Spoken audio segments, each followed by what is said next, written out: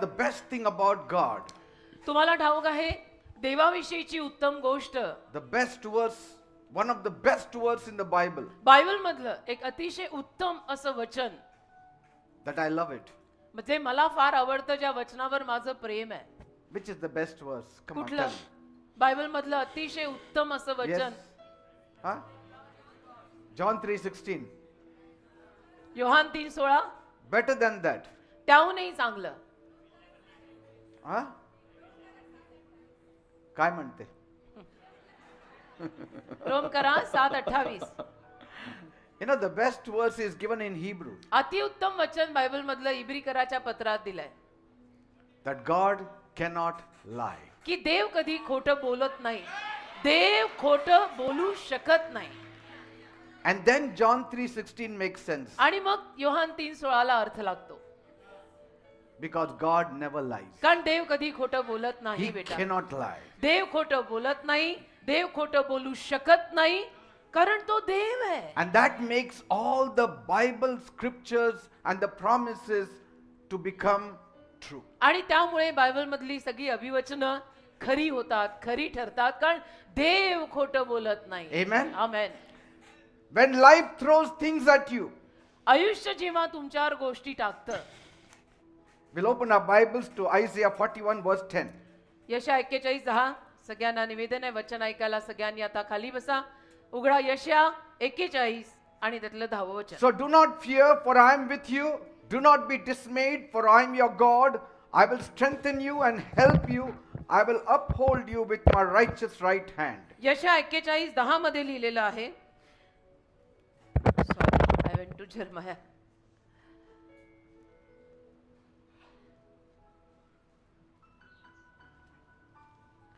यशा 41:10.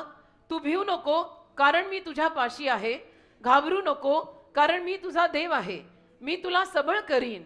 होय, मी तुझे सहाय्य करीन.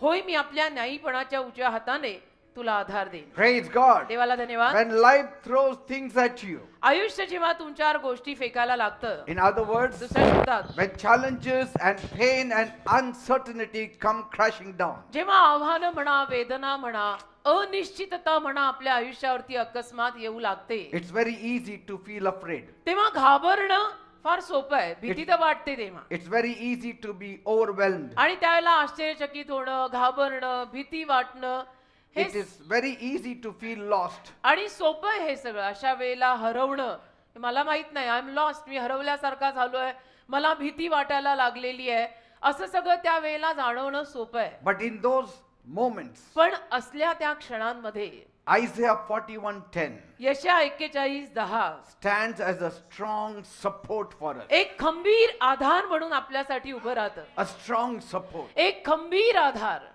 And whenever you read this verse, आणि जेव्हा केव्हा तुम्ही हे वचन वाचाल, it gives us a powerful reminder of God's love for us. त्यातून आपल्याला एक सामर्थ्यवान आठवण मिळते की देवाचं आपल्यावर किती प्रेम आहे. Even in the midst of uncertainties, अनिश्चितता जरी आयुष्यात असली की कशाचीच खात्री नाहीये, there is one certain thing, तरी सुद्धा एक गोष्ट नक्की आहे, and that is the love of God. आणि ते म्हणजे देवाचं प्रेम. Amen. सगळ्या गोष्टी डगमगत असल्या, हादरत असल्या, तरी देवाचं आपल्यावरचं प्रेम कधी बदलत नाही. And God provides strength for आणि us in देव those आपल्याला moments. शक्ती देतो. देव त्या क्षणांमध्ये आपल्याला ताकद देतो.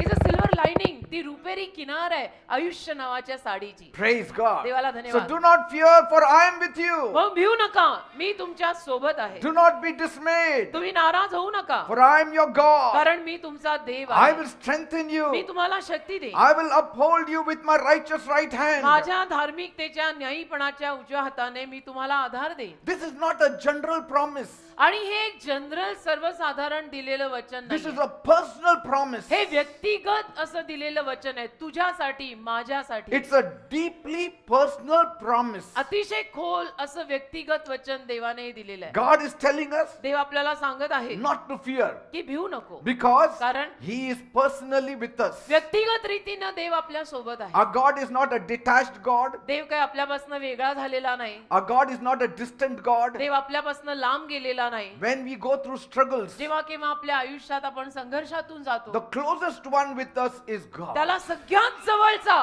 आपला जर कोणी असेल तर तो देव आहे लक्षात घ्या. Yesterday, काल my spiritual daughter Nikita had come Ankita, to test. Ankita. Ankita, she came to testify. काल माझी आध्यात्मिक मुलगी आहे अंकिता नावाची, तिने साक्ष दिली. She is now in Singapore. आता ती सिंगापूरला आहे Now they are shifting to Melbourne, आणि very soon they are going to shift to Australia. Australia. Yes, correct. And so तर this young lady, ही तरुण मुलगी she had a child after 13 years. 13 वर्षापश्चात तिला मुलगा झाला. And she said, ती म्हणाली while in the hospital, दवाखान्यात असताना, it was during COVID time. कोविडचा काळ होता, महामारीचा, सिंगापूरमध्ये Nobody was around. कोणी तिच्या जवळ नाही. ती स्वतः बोलली कोणी येऊ शकत नव्हतं, आई नाही, वडील नाही, माहेरचे नाही, सासरचे नाही, But Jesus was with पण येशू माझ्या सोबत होते. Jesus was with me. येशू माझ्या बरोबर होते. The doctor said that your womb does not carry water. Doctor म्हणाले तिला तोंडावर, तुझ्या ओटीपोटात पाणीच नाही, तुझं पाणी फुटलंय 5-5.5 महिन्यामध्येच. And so it is very, very difficult. आणि हे अवघड आहे, हे बाळ राहणंच अवघड आहे. But Jesus was with her. पण येशू तिच्या बरोबर होते. Jesus helped her. येशूंनी तिला मदत केली. And she brought her son yesterday. आणि काल तो मुलगा ती इथे घेऊन आली. तो लहान मुलगा इथे उभा होता, Just came to give testimony. साक्ष सांगायला आली.